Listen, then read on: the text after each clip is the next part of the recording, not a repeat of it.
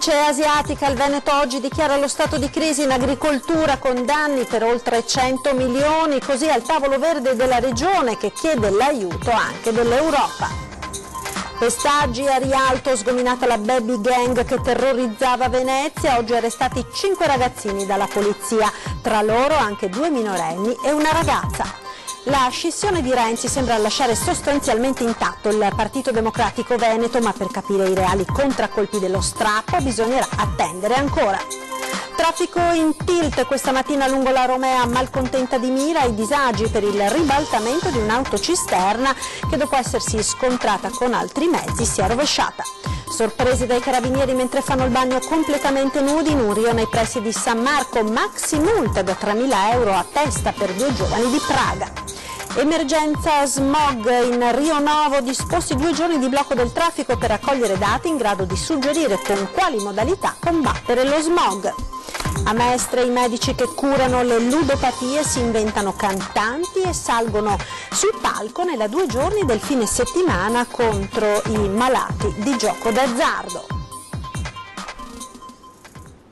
Buonasera e ben ritrovati con l'edizione veneziana dei nostri telegiornali. In primo piano l'agricoltura, oggi tavolo di crisi sulla cimice asiatica, danni ingentissimi. Sentiamo.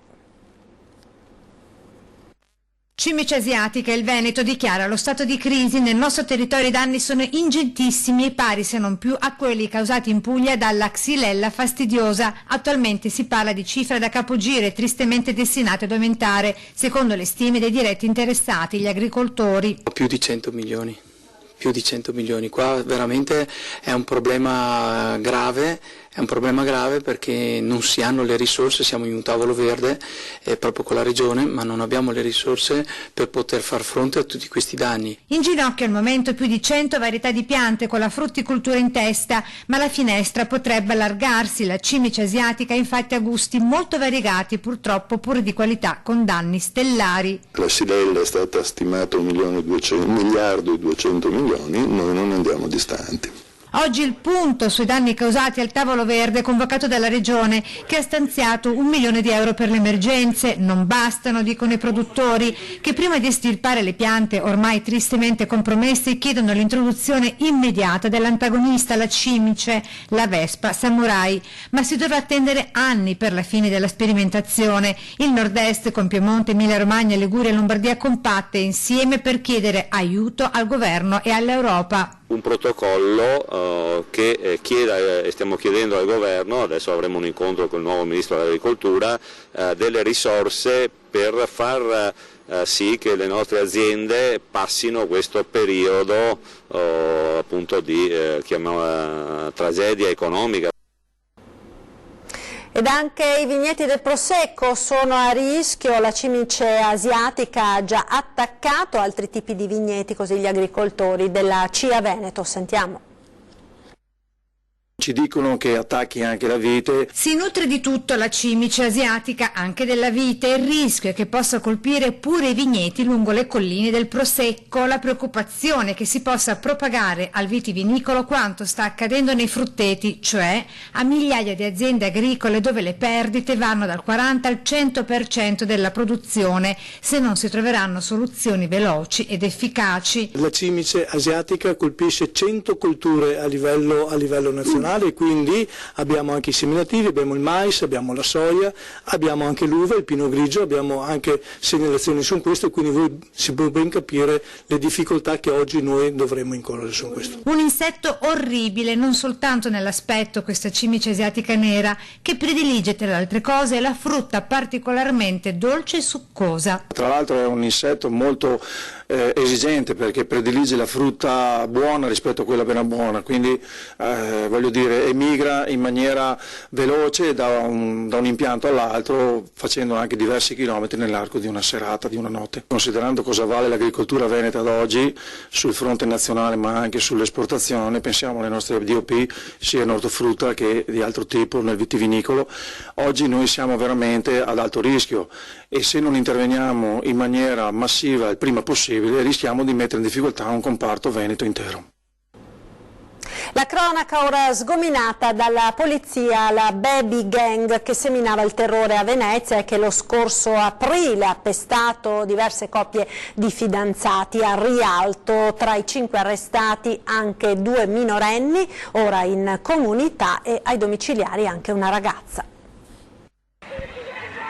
Smantellata dalla polizia la baby gang che seminava il terrore a Venezia e che ad aprile scorso aveva pestato 3 coppie di fidanzatini ai piedi del ponte di Rialto. Ad incastrarli questo video. Oggi arrestati all'alba 5 dei ragazzi responsabili di quel pestaggio, tra loro 2 minorenni finiti in comunità. Ai domiciliari i restanti 3, tra i quali pure una ragazza. Pesanti le accuse a loro carico e a vario titolo, con i reati di minaccia, lesioni aggravate, resistenza e oltraggio pubblico ufficiale, getto pericoloso di cose. I fatti risalgono alla notte tra sabato 6 e domenica 7 aprile, quando 2 coppie di giovani erano state vittime di un'aggressione da parte di un gruppo di ragazzi, tra i quali i 5 colpiti dal provvedimento di arresto. L'aggressione tra Campo San Giacomo e Campo dell'Erbaria a Rialto, appunto.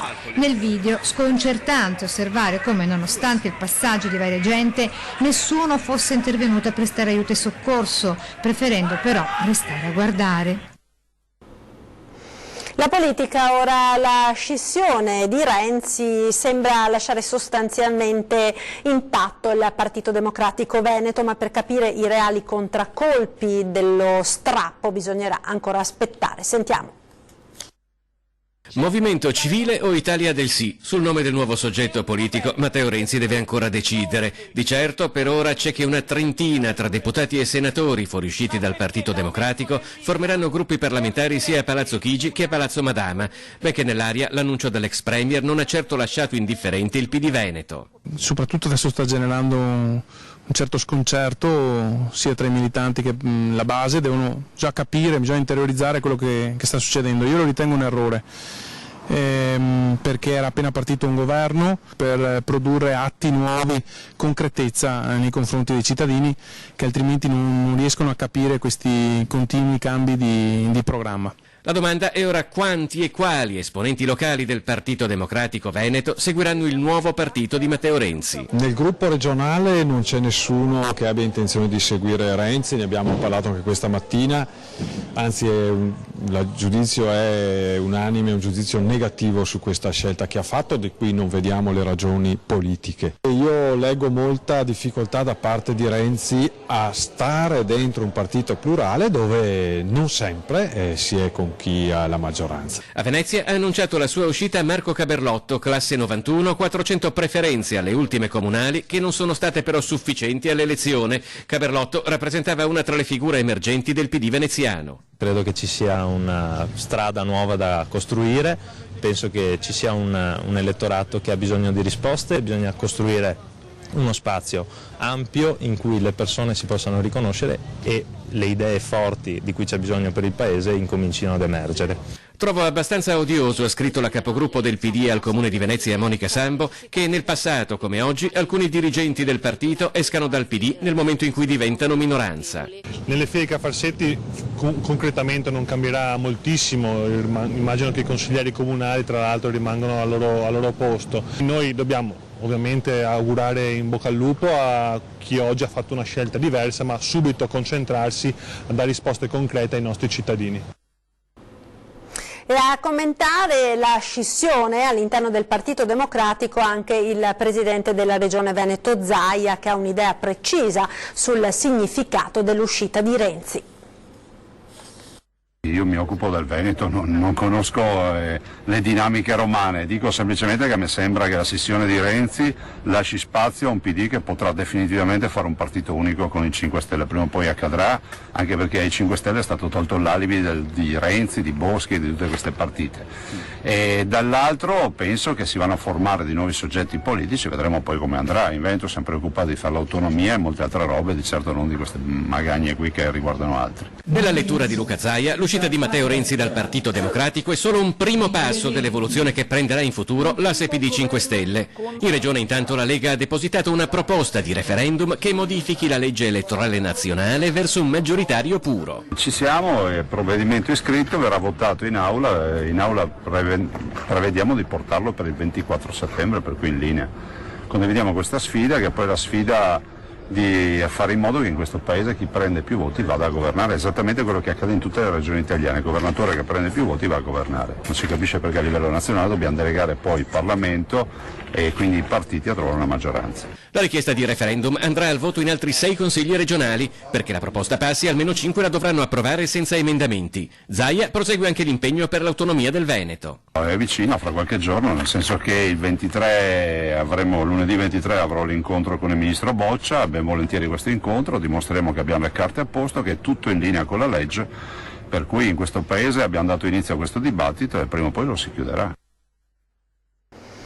Come avete sentito, dunque il prossimo 23 settembre arriva in Regione il Ministro per gli Affari Regionali Francesco Boccia. Secondo la capogruppo del Movimento 5 Stelle Erika Baldin, l'autonomia del Veneto rimane una priorità anche del nuovo governo Conte. Sentiamo. L'autonomia rimane un faro per il Veneto e sicuramente è uno degli obiettivi di questo governo, come è stato già dichiarato.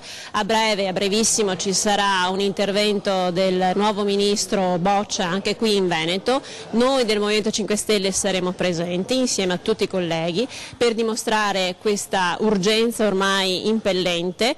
E quindi l'obiettivo nostro è quello di portare a termine il processo dell'autonomia nel più breve tempo possibile, ottenendo le maggiori competenze possibili.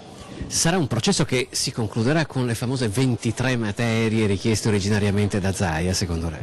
Ma guardi, se lei chiede a un veneto qualsiasi quante sono le materie da portare a casa, sicuramente non lo sa e quantomeno non ha importanza il numero in sé. L'importante è che ci siano delle materie, ma soprattutto la questione finanziaria, quindi la parte fiscale è importantissima e i soldi per ottenere queste competenze sono la questione principale al momento, non ne vedo altre.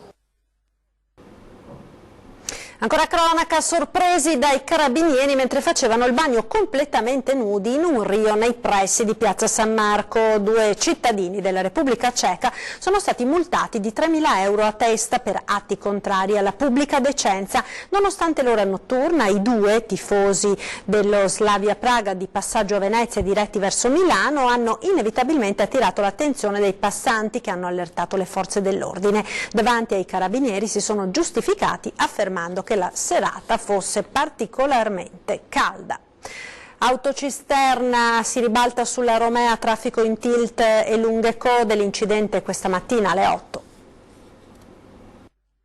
Grave incidente questa mattina lungo la Romea quando, poco dopo le 8 del mattino, i vigili del fuoco sono intervenuti alla rotatoria di Malcontenta per il ribaltamento di una cisterna che trasportava scarti di lavorazione del vino. Ferito l'autista, i pompieri accorsi da Mestre e Mira hanno messo in sicurezza il mezzo entrato in collisione di striscio con altri veicoli, mentre l'autista è stato preso in cura dal personale del SUEM 118 per essere portato in ospedale con un codice di media gravità. Traffico in tilt con lunghe colonne di mezzi in entrambe le direzioni di marcia. E traffico bloccato oggi anche lungo l'autostrada A4 tra Cessalto e San Donà di Piave a causa di un incidente che ha rischiato di provocare una tragedia. Non ci fossero stati in New Jersey ad attutire l'impatto, ora staremo parlando forse di una tragedia dalle enormi proporzioni. Un mezzo pesante che si ribalta e rischia il salto di carreggiata dalla parte opposta in un'ora in cui il traffico è sostenuto. Accade tra Cessalto e San Donà di Piave lungo la 4 poco dopo le 11. Fortunatamente il bilancio finale è di inevitabile disagio al traffico, più di 5 km di coda, ma di nessun ferito.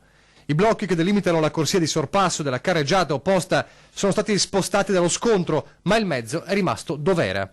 Le cause del sinistro sono al vaglio della polizia stradale, intervenuta insieme ai vigili del fuoco in azione per spostare il mezzo, e al SUEM, oltre che agli addetti di Autovie Venete. La concessionaria è stata costretta a interdire al traffico il tratto tra San Stino di Livenza e Cessalto. I 2 svincoli in entrata sono stati chiusi, istituita l'uscita obbligatoria a San Stino di Livenza e attivato il percorso alternativo verso la A28 e la A27. Un giorno di ordinario disagio lungo la A4, ma almeno stavolta senza il dramma di una croce da contare nel tragico bilancio delle strade venete. Ci fermiamo ora per la pubblicità, a tra poco.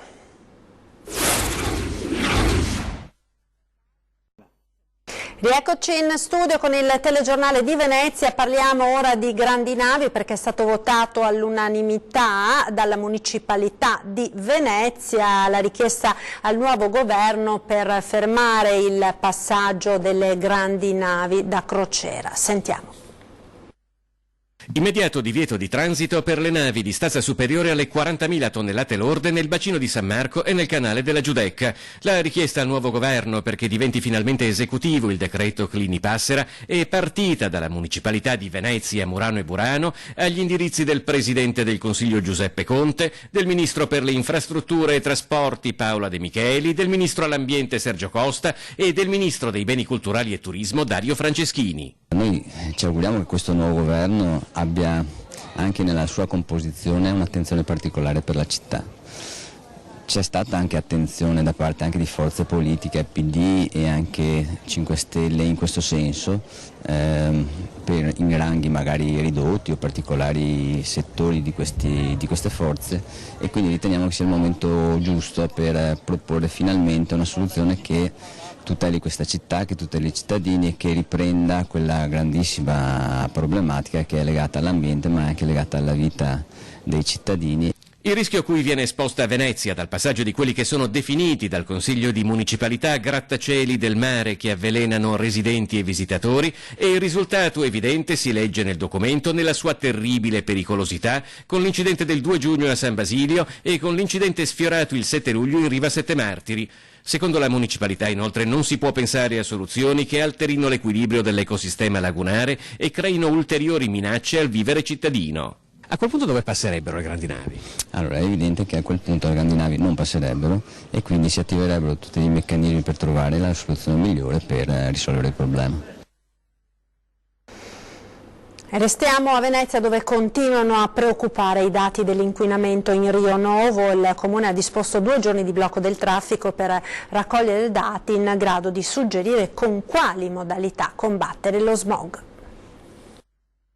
Blocco della circolazione acquea per raccogliere gli elementi necessari a ridurre le concentrazioni di diossido di azoto rilevate dalla centralina situata all'altezza di Rio Novo. Il trafficatissimo Rio, che da Piazzale Roma sfocia in Canal Grande passando per Ca' Foscari, è oramai divenuto il simbolo dell'emergenza inquinamento a Venezia, facendo registrare livelli tali da far apparire la tangenziale di Mestre un'oasi di salubrità.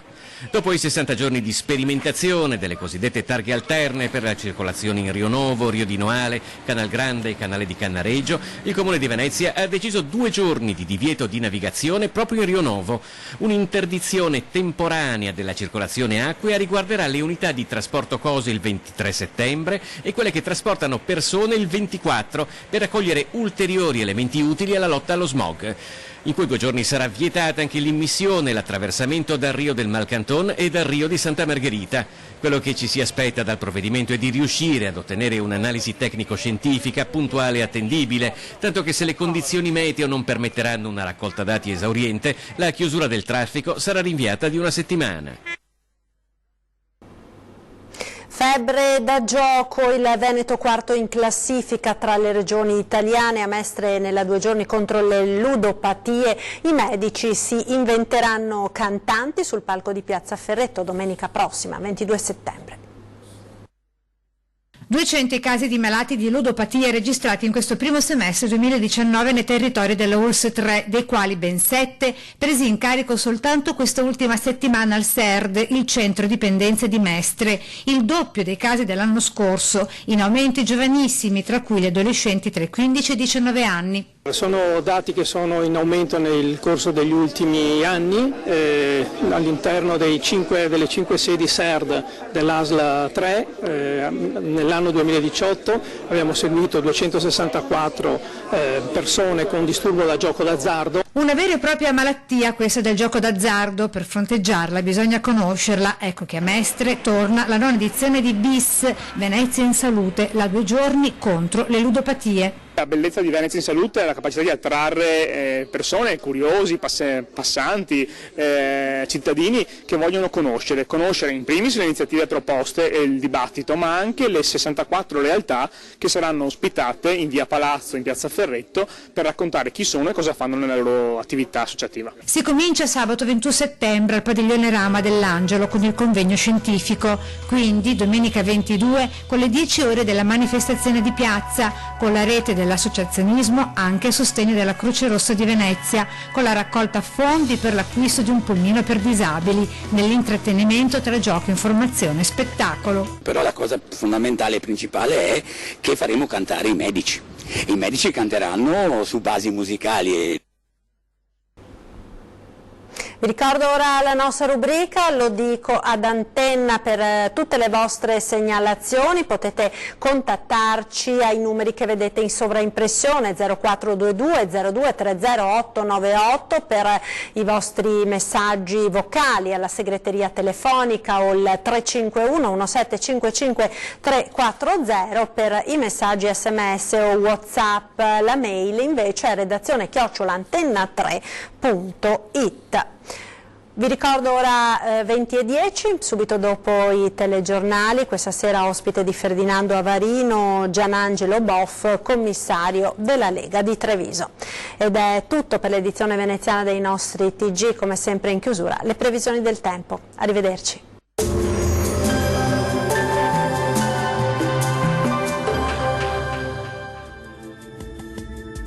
Bentrovati al meteo. Tempo spiccatamente instabile e deciso calo termico a causa di un fronte freddo in discesa dal nord Europa. Vediamo nel dettaglio dove pioverà di più. Sul Veneto la giornata di mercoledì 18 settembre sarà caratterizzata da una certa variabilità, con piogge e temporali sparsi ma piuttosto frequenti un po' dappertutto. Tuttavia migliorerà ovunque entro la nottata. Temperature come detto in diminuzione, minime tra 15 e 19 gradi, massime comprese invece tra 20 e 23 gradi.